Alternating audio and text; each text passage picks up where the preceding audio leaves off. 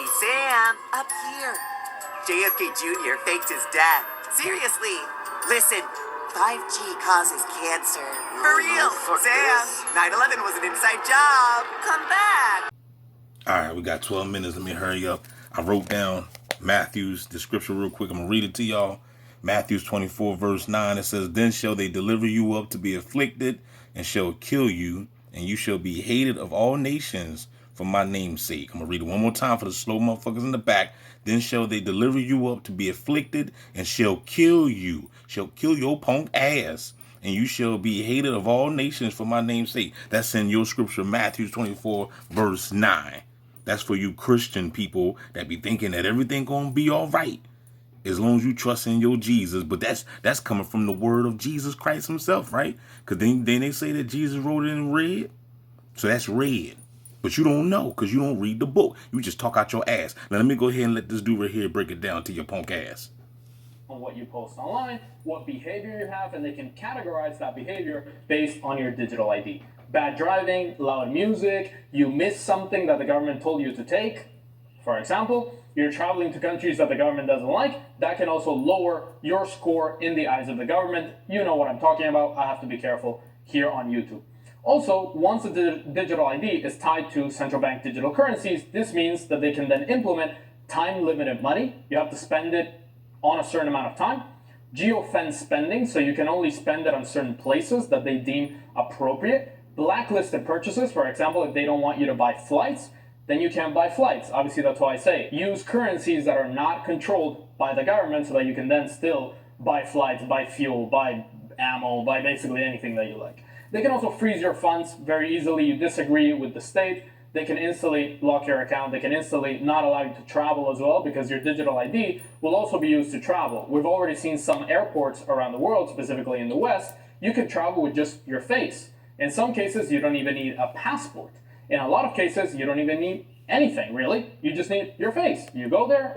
Now, I want to say, too, they say that if you have your passport, you don't need the digital ID, but we're going to see if that's going to change. Because I don't have no digital ID, no real ID or whatever, but I do have my passport. So we're going to see what's going to change in this upcoming future. Because you know they change things while you sleep. While you counting the sheep at night, these other politicians in Congress, they pass on laws and everything. That's right. You present a small ID, and that's all. And when you have digital ID, they can just lock it. When you try to go to the airport, you try to go to an international train station, you can't go anywhere because you are locked. And also they might tax you forcefully, and they might say that you owe taxes even though you don't, because they can just take it straight from your account and your digital ID. So once you have digital ID and it's fully implemented, if you disagree with the government, if you do something that they don't like, you can't travel, you can't access your money, you can't work as well, which the UK has said that you can't work without a digital ID. You can't speak online. They might even cancel all your... I guess I won't be going to UK because I saw the video about that. Whoever that guy was, he was somebody. He was behind the pulpit. You know what I'm saying? Talking about if you don't have the real ID, you ain't gonna be able to buy or sell. And I was like, he the beast in the flesh.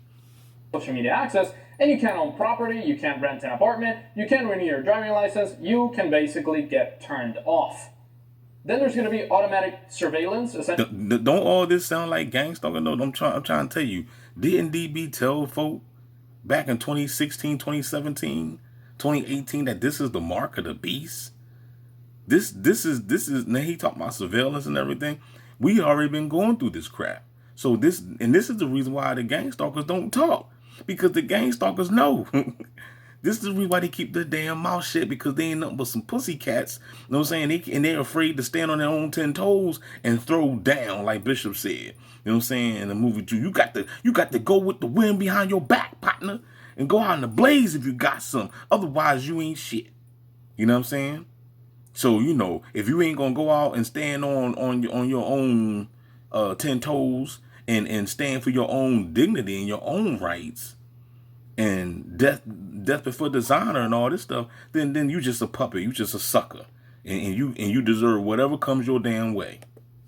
AI scanning your behavior 24/7 and determining the risk level. As I said, Estonia has already implemented this or has said that they will implement it very soon, is that they will have different risk levels based on what you post online, your purchases, what you do on a day-by-day basis. They will have a risk level on what crimes you might commit in the future. Ain't that some bullshit? Now, you can't tell me that this not Minority Report. They already doing the pre-crime. See, we us TIs know this. You should. Some of y'all probably don't, because I'm trying to tell you, there's some dumbass TIs out here. I talk to them, okay? They on the little bus, but I'm trying to get them to get on the big bus. You know what I'm saying? But they want to stay on the little bus, so let them stay. You know what I mean? But yo, this right here ain't nothing but Tom Cruise Minority Report. They're precogging people. How the hell are you going to sit here and say we're going to watch this person because he might commit a crime in the future? What about the people that's committing crime right now that you ain't doing nothing about? People out here shooting up shit all damn day. I rest my case. Risk levels based on what you post online, your purchases, what you do on a day-by-day basis. They will have a risk level on what crimes you might commit in the future. So, for example, if you look at a lot of Trump posts or you look at a lot of MAGA, they might think, ooh, he might be really pro-gun, he might commit a crime in the future, therefore let's put him on a watch list. Or if you watch really anything, the whole Middle Eastern issue that's happening right now, if you look at how to escape my country too much, they might think, oh, this person is going to escape the country or not pay taxes or anything like that. They can always enforce it and they might... Right. And then also too, like, you know, if you're trying to get authenticated and separate yourselves, like if you're an American citizen and you're trying to, you know, get off that maritime law, they'll target you for that too. But if I'm trying to tell you, that's the only way out this shit is getting out of this maritime law.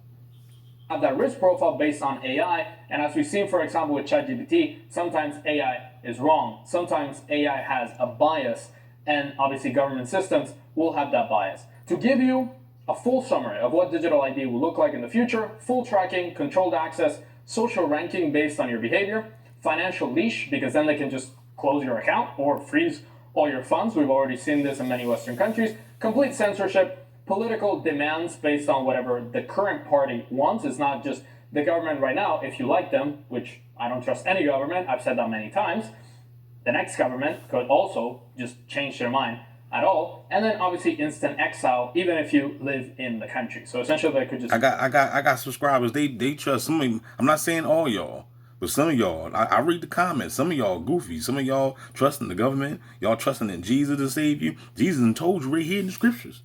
In the scriptures, I wrote it down for you. You see that? Go read that. Matthew 24:9, man. Read it for yourself. You know what I'm saying? You ain't going to do that. You thinking I'm just talking crap. You just want to believe in what you want to believe in. You don't want the truth. You got your own religion. You know what I'm saying? You know, then the scripture, King Solomon say in Proverbs, lean not to thy own understanding. In all thy ways acknowledge him, and he shall direct the path. All right, then. You're leaning to your own understanding. You're not standing on no word, no God. You don't believe in no word, no God, because you're not even living it. You're not even reading the book. You're not even doing what the scriptures told your punk ass to do. Lock you out of everything. You can't even rent an apartment. You can't even buy an apartment. You might be on a locked list. You might be on a high risk list. You can't open a bank account. You can't literally do anything. You're essentially a stateless person. You're allowed to live there, obviously, because you're still a citizen, but you can't do anything. And that's the best solutions to do this is you're still a citizen. We gotta become a non-citizen to this corporation.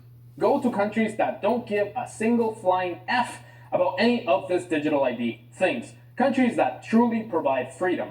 If you're from a Western country and you want to go somewhere where they don't have this horrible mess of digital ID, the countries that I tend to recommend, for example, if you're looking for something more developed within the European Union, although the EU is obviously pushing for a fully digital euro and fully digital system for all EU citizens. If you still want to stay in the EU, I would choose Eastern EU states, Poland, Slovakia, Hungary, Romania, Bulgaria, etc., that are not following exactly what Brussels is saying, just like France, Germany, Sweden, and so on.